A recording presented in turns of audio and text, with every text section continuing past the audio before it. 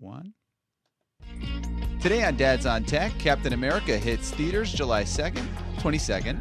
Disney's Magic PlayFloor, building a mini man cave, and a home run for Little League Baseball.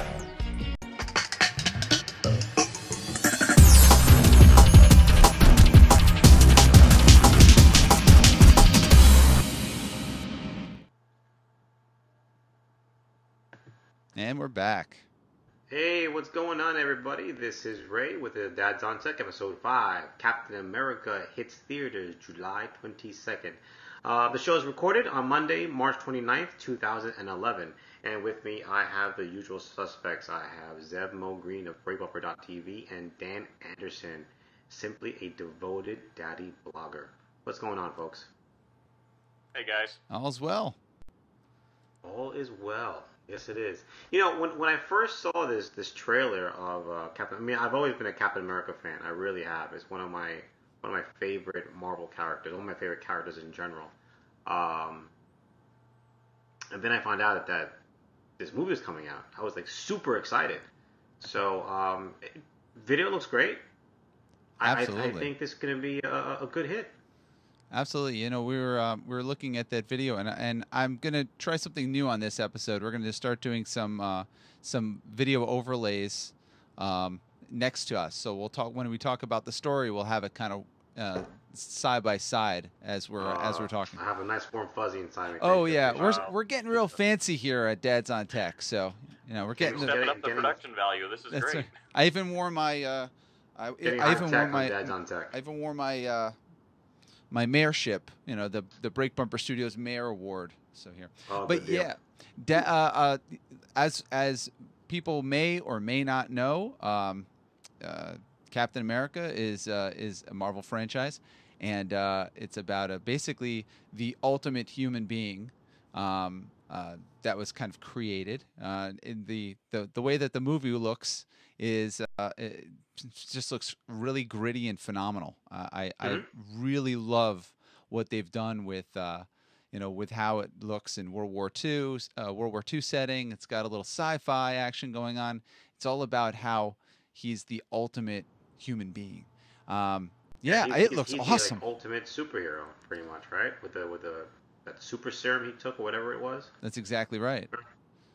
Now, I'm not familiar with Captain America. What is his special power, or does he have one, or is he just kind of like Superman where he can do everything? Or No, he's just I know you're such a big fan to say that I'm not plain familiar old with them. boy that was given some super serum back during World War II to fight the evil Nazis, and it made him into like this superhuman. And he could run faster than the average person. He could jump higher. He's more durable. He's stronger. He's faster. He's more flexible. And he has this shield that's pretty much impenetrable. You can't shoot through it. You can't stab through it. It can take a direct explosion. This shield can do everything. And he uses it. He'll throw it at you, and he'll knock you out, or he'll throw it and it'll go through a car or go through a wall, something like that.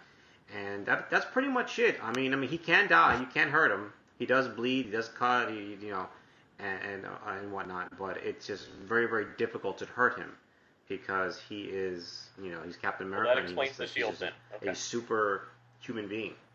So he is. That's pretty much. Yeah, he is the ultimate man, so to speak. He's the ultimate the dad, literally on tech. So. He's the original. I don't think he ever was a dad, but yes, he's definitely he's the ultimate man on tech. There you go. But no, I'm looking forward to the trailer a lot. I mean, to the movie. The trailer looked phenomenal. Now, there wasn't a lot in the trailer that they didn't previously release. It was just kind of bundled together, all as one. So I'm super excited. I'm looking forward to it. As with all other of the Marvel franchise. Shows, the Wolverines and the Avengers and Iron Man. I think they're all great, right? I mean, I think every single one of them that's come out so far has been pretty much slam dunk. Oh, for sure. Yeah. Well, that genre is always fantastic. Superhero genres, I think, always kind of work. Sci-fi, not so much sometimes, but superhero always tends to have something that we identify with as human beings. We always, Yeah, I mean, it's nostalgic, right? I mean, the majority of us grew up with either Batman, Superman, Captain America, Daredevil, the Hulk. I mean, these are all icons that that we all grew up with. right. So it's easy for us to identify, and when we see it now on the big screen, it removes it from our imagination where it lived for 10, 20, 30 years. Now it throws up on the big screen, and it comes to life. Right. And it's pretty fantastic to watch. Yeah, I'm excited to see this one on the theaters. Just that it's something new. Then I'm not coming to it like at least with Batman and the others. I'm familiar with the characters.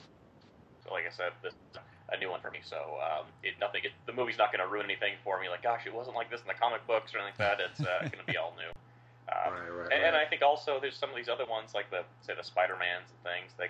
They've had their day. They've had their good and bad movies, and same with even Batman. There's been good and bad ones. I'm looking forward to seeing just a new character and a new kind of franchise out there. Yeah, me too. That'll be good. I'm excited. I'm really super excited for it. I really am. So the 22nd, this bad boy comes out, which I'll definitely go see. Maybe Zev and I can. Maybe I can redeem myself. So we can see that instead of Sucker Punch. Man, let me tell you, Sucker Punch. I don't know, Dan. I don't know if you were even looking to go watch this movie. I was thinking about it. Would that be bad? Is that what you're getting at? Yeah, man. Zev and I went to the Shorties last night, so we had a few hours to kill. So we were like, you know what? Let's go see a movie. We'll make a mandate, if you will.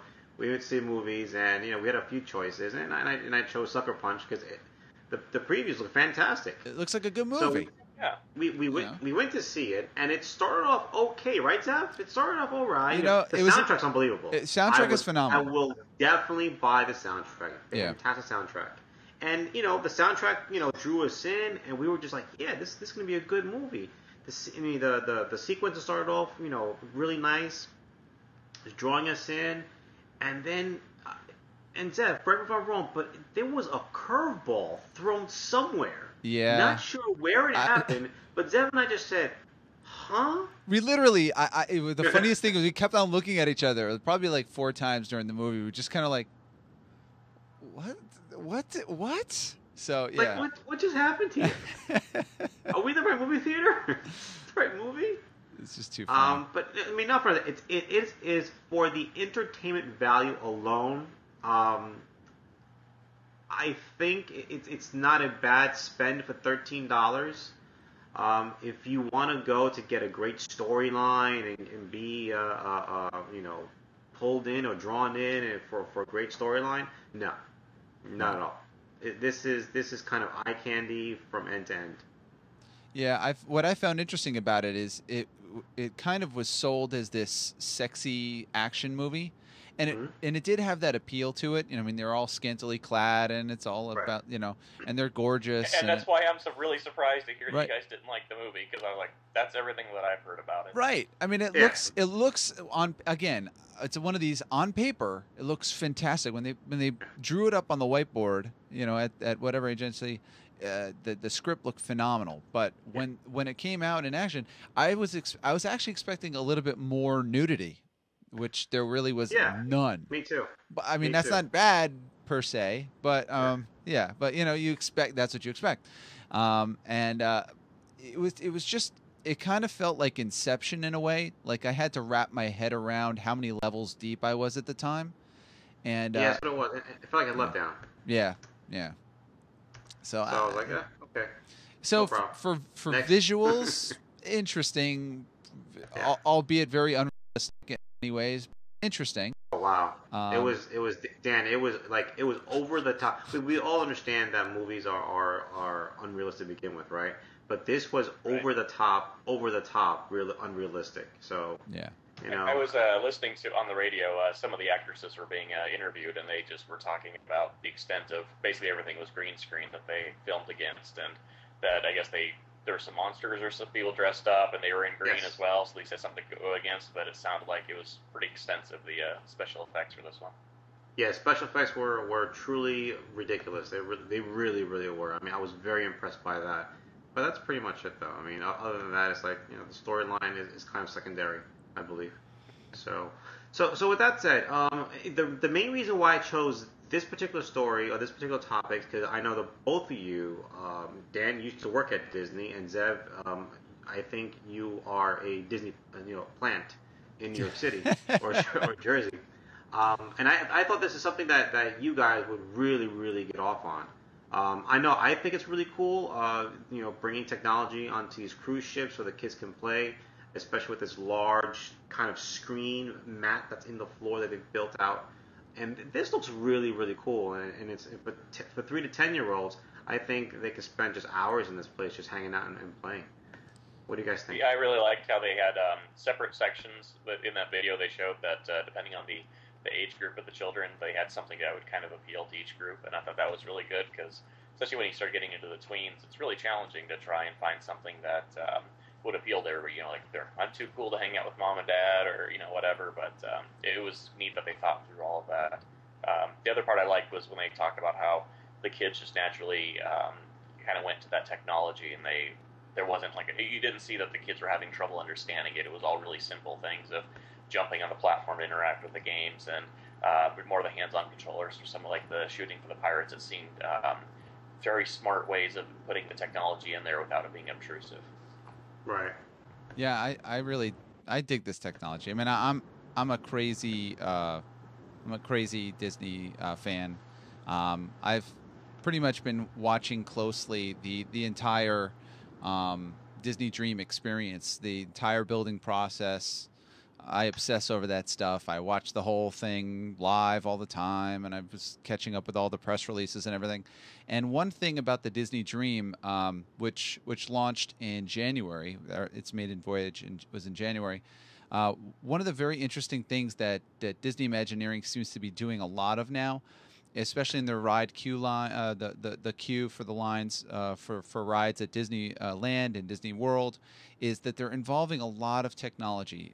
Technology is becoming a huge part of the integration factor at Disney on property and in the resorts. So it's very interesting. So they took that and they put it all kind of in the Disney Dream, the Disney Dream. And one of the things is this dance floor. Just unbelievable how they have all this technology in there. And as you can see, to my this way, it's the opposite of how I'm looking at the screen. But over here, yeah, over here on my right, your left, they're going over some of the technology in the floor, and they've got cameras that do the talking with the Crush, the Turtle Talk stuff, and very cool technologies. And I'm really super excited. Hopefully in the next few months or within the next year, my family's going to be cruising on Disney. So I'm super excited. My kids are just going nuts. They want to go tomorrow. So yeah, I can imagine. I definitely can. But yeah. Again, I really think this is pretty fantastic. I love the fact that Disney is such a forward-thinking company that's integrating technology that kids can have fun with. Understanding that kids are, at least kids today, are these video gaming. They're a video game technology. They're a computer technology demographic, right? They play with it. They touch it. They run around with it. They're born to it. It's in their everyday lives. And it keeps them entertained. Ultimately, that's what really happens here. And for Disney to realize that and then build around that and build a place like this, I think it's pretty fantastic. So good for them. Kudos. Oh, One of sure. the things that I really liked, just Disney does in general, is they kind of hide the technology. So when you think of if you go to a standard kind of amusement park, you would see the big giant steel roller coasters, and you see the track and everything that's there. Where at Disney, for the most part, I mean, it's very well themed, where it's part of a mountain, or it's kind of hidden inside there, or something like that. So it's kind of the same way when you look at the cruise ship, that they don't have all the wires, they don't have a TV up with wires hanging behind you or something like that. But they commented about the attention to detail to make sure it was really integrated and put in there so that it was a seamless experience. Even talking about how they did the ADA for the disabled children things, that it was still able to access it without the technology standing out. It was just part of the whole experience. Right. That's true. I mean, that's another really big thing that we go probably about twice a year to Disney, and we would go more. I would, in fact, live in Disney if I was given the opportunity to. That's kind of how crazy I am. Well, you're one of those. Yeah, I know. I am. I'm nuts, but it's fine, But what's great about it is it's kind of that experience that you can give to your children. That's the beautiful thing about Disney is when you take your kids, they will have an experience that they will always remember. And every time they go, it seems that they will always have another experience to remember.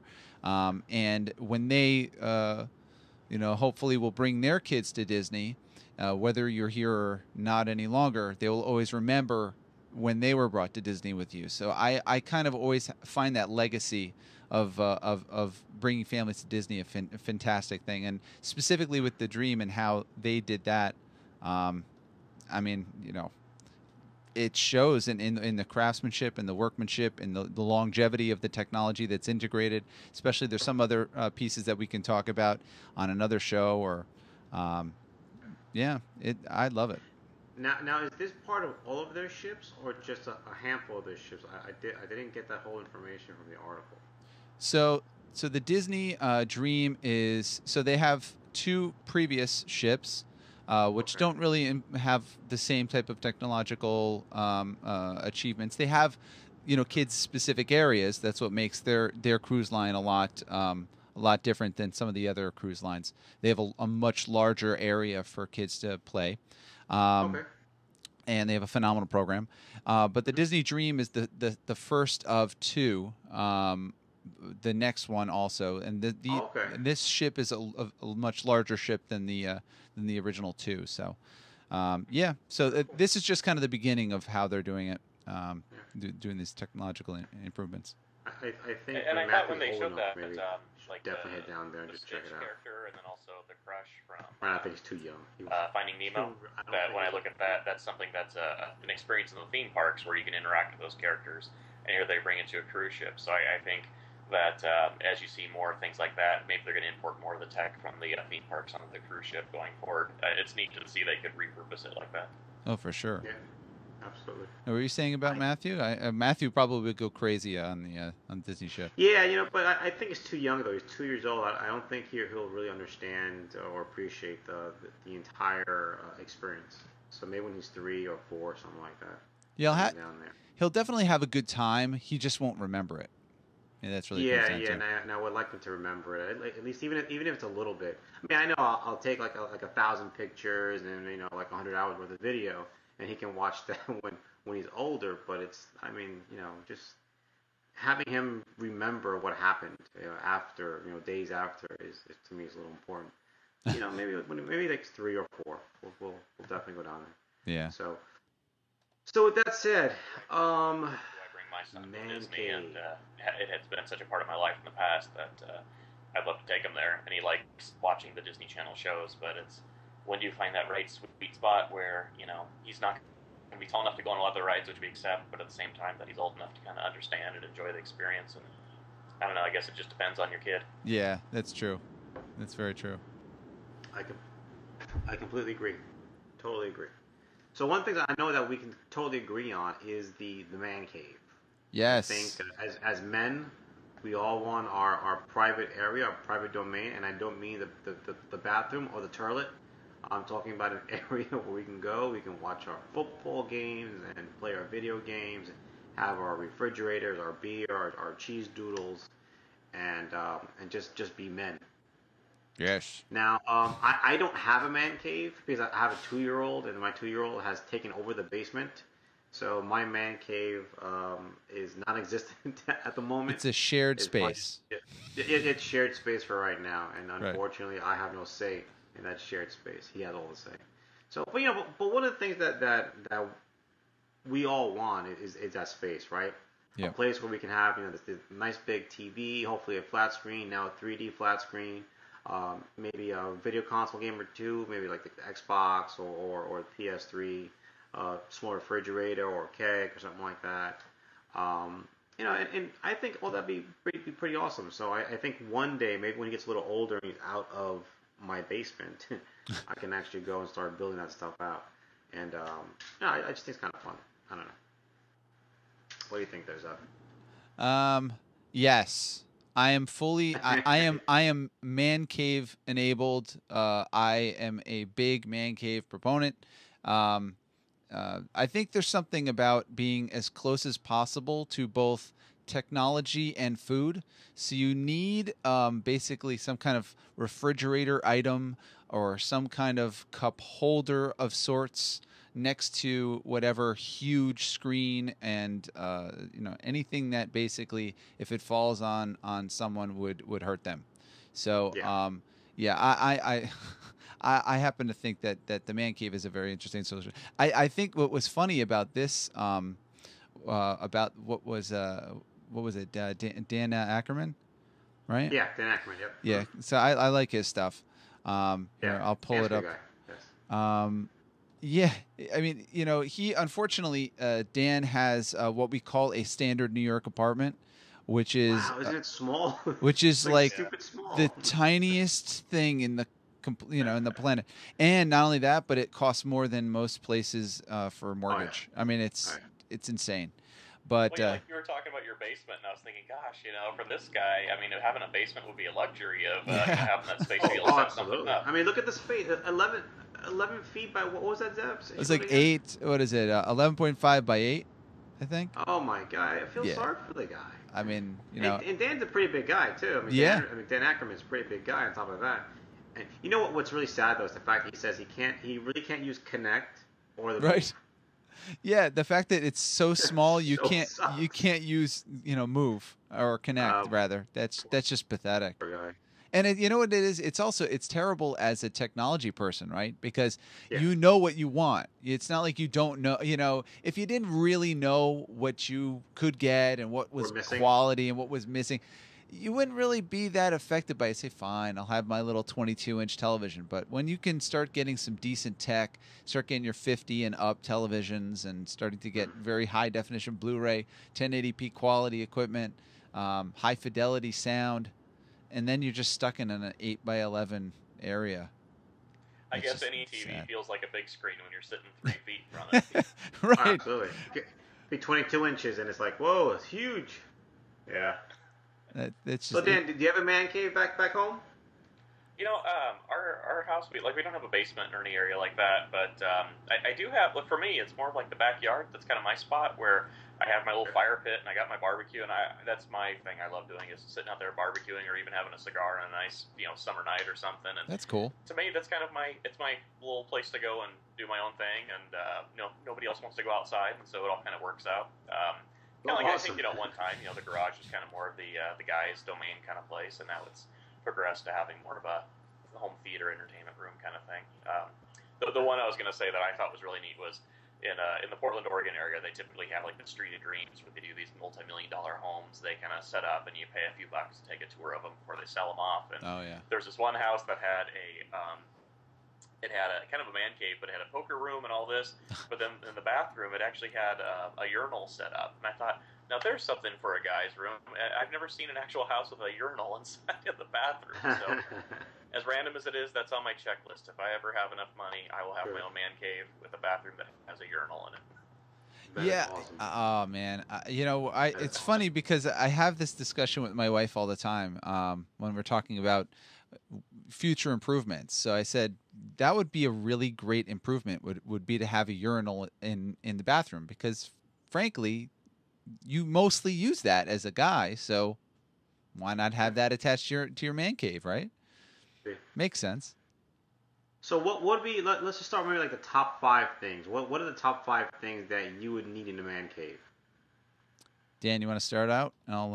Gosh, I mean, it sounds like kind of most of it's around the home entertainment center. So I mean, for me, the TV is kind of that center point, and then the surround sound. I'm not a big video game guy, so like I would like to try kind of the Xbox and all these things, but I don't have it, and I haven't touched it, so that wouldn't be high on my list. But I don't know. And then I guess to me, I'm such a neat freak. I would have a problem with like the food. I have to really kind of monitor how much food in there. Like you were talking about the fridge, I'm like, oh my gosh, what about all the crumbs and all these things? So that's the issue. But I talked about it with friends. But anyways, so I think the TV is going to be the big thing. And then, my God, you got to have something comfortable to sit on. So the couch, I think, is just as important as the TV. That if you're going to be sitting there for a few hours, you got to have something comfy to sit on. Sure. Yeah, I'm gonna go for television. Number one, absolutely. Number two is comfortable seating area. So whether that means just a really comfortable, super duper, it has to be super duper comfortable. A lot of couches are just horrible, absolutely horrible. Right. So really comfy couch. If you can, get one of those Panasonic massage chairs. Oh, those are awesome. True indeed. That's nice. And let's see. Definitely surround sound, good surround sound system. You want to get one that's integrated, that does like switching. You can either go real cheap or real expensive, so that, for example, if you have a HDMI connection coming in from Xbox, HDMI coming in from your cable box, HDMI coming in from an external third-party system like a Roku or Apple TV or something like that, or a Blu-ray player, and then that'll go into one HDMI connection into your television. That way it kind of simplifies your whole solution. You change it with that one remote. Maybe you get a Logitech. It'll do the switching for you. So yeah. So then, as I kind of gave my other one away, great remote. You need a great remote because you don't want to get up. I mean, now you got your comfy couch and your TV. You don't want to get up now. So so that, and I'm going to say a forgiving wife. Because you're going to be spending a lot of time in the man cave once you have the first four. So you need to, So I think that's good. So what about you, Ray? Very true. As far as I'm concerned, I mean, nowadays definitely a 3D TV. Definitely get that. Surround sound. A console definitely, TV, like an Xbox even after or last PS3. week when we said Probably most go the people weren't PS3 getting route one. primarily because it's Yeah, a I Blu-ray think player, so. so it's a cheap Blu-ray player for me. Very comfy couches. Very comfy couches. And I really enjoy beer. I enjoy drinking different kinds of beer. So I think I might subscribe to like a beer of the month club and have just one of those small refrigerators filled with whatever beer I make that month. And I think those would be my five. I mean, my wife she's pretty understanding to begin with. So if I'm down the man cave, she's like, okay, whatever, he's down there. But yeah, that's it. Those five. That's it. So you brew your own beer? Beer. Well, I was like, I didn't realize you did your own home brew. I mean, that's really impressive. Yeah. No, I don't. I don't. But if I did have a man cave, I would. Oh, okay. See, he needs to take back the basement. I think that's what it is, and then that'll become man cave / brewery, right? And it's not going to happen until he's like 5 or 6 or 7. I don't know. I may never get it back at this rate. Who really knows? But what I find really interesting though is that obviously the TV is the focal point of the man cave. So it's just are you guys looking at a specific size maybe? If you had if you had enough money to buy the biggest size you want to buy, what size would that be? What do you think, Dan? I mean, I have a 52, and I like it about there. I don't know that I'd go much bigger than a 60-inch screen, just because it seems, from what I can see lately, that if the bigger you get, you're starting to lose some of that quality. But I mean, I haven't gone out and priced and shopped for TVs in a while, so maybe they've gone up in quality lately. Very cool. Yeah, I look at 55 inches as being the sweet spot of TVs. I really think that is a great size. It depends on how far away you are. If you're more than 10 feet away from your TV, 55 is going to be where you want to enter, and then you might want to go up just to, I mean, the max I would say is just under 70, right? So in the 60s, 65 is probably pushing it. Yeah, any bigger than that, which I've had the pleasure to have, an 80-inch television in front of me for a significant period of time. It's really, really big. Yeah. I think it's just too big.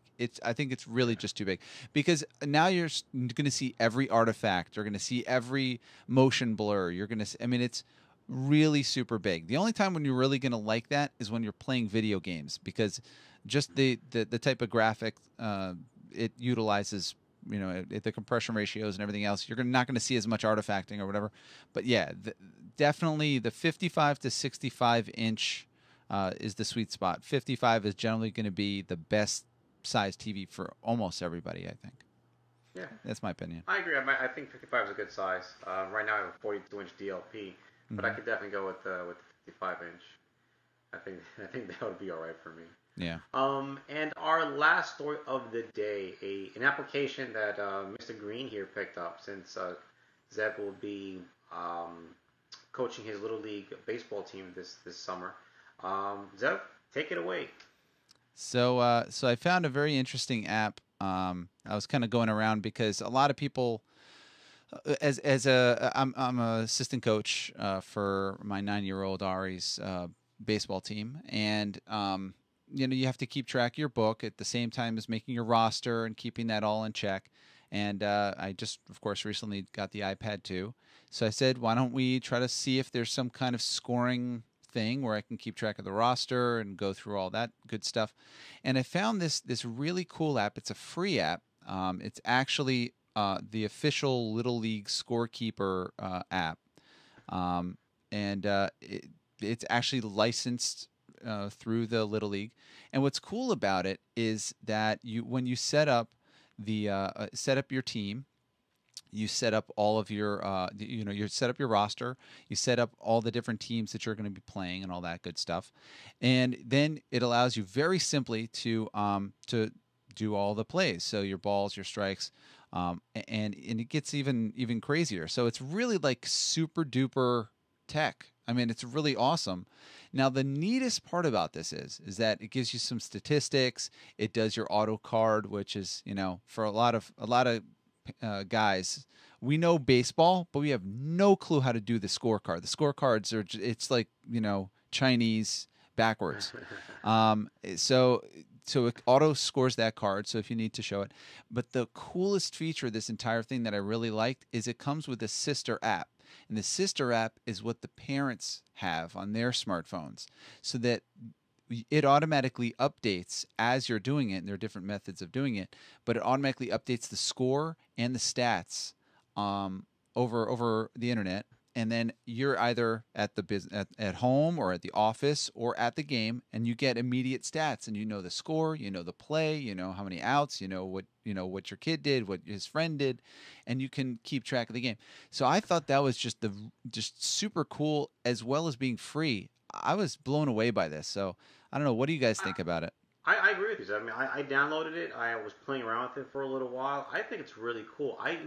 My favorite feature of this is the fact that you can actually substitute your players and move your players around all on the scorecard. Right. That was pretty impressive. I really, really did dig that. So I really liked it. Listen, if I was coaching a team, I would definitely use this application. And you're right, Dad. I watch baseball with the wife. I enjoy watching baseball.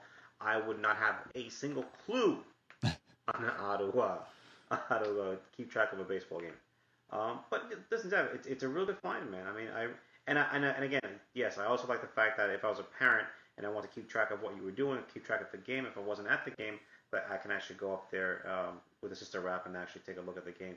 It's just such a cool thing, and here's everything that's outlined for me here. I can say, that I'm a shortstop and Zeb is the pitcher and Dan is the first baseman. I can move you guys around. I can substitute people. It's just well done. I like it a lot. What do you think, Dan? Do you find that many of the parents, for the stat wise, I mean, are they really interested in it? Because I think that that there really was a neat feature, I think, in it, and that for those parents who are really into the stats, it's really nice that you'd be able to calculate all that for them, and they could access it and keep up to date on it, because there's some people who are just really, really into that kind of thing. Yeah. I just wondered if you've encountered that already with your coaching experience. So not as of yet, but I think for me the reason why that kind of that was pretty interesting to me was because of a lot of people work. A lot of the games are during the week, and a lot of parents, unfortunately, now have to work late, so they're not able to attend the game where their kids are playing.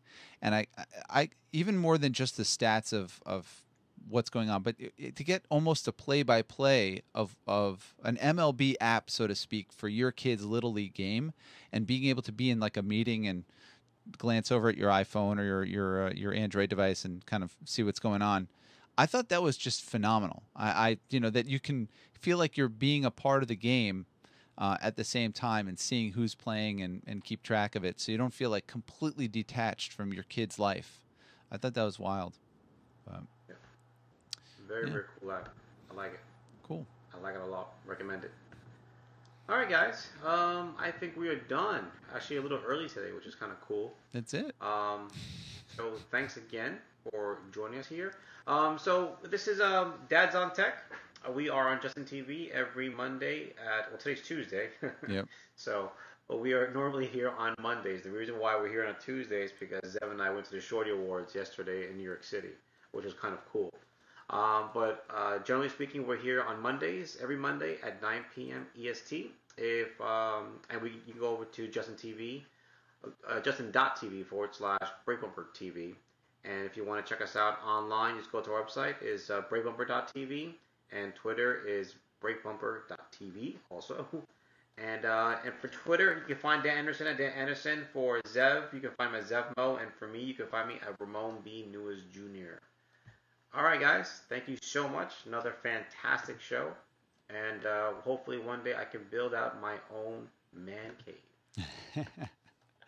Well, have a great week. We all can, and I hope we all get to have a home brewery in our basement Yes. as well. Awesome. That's what I'm talking about. All right, well, have a great week, everybody.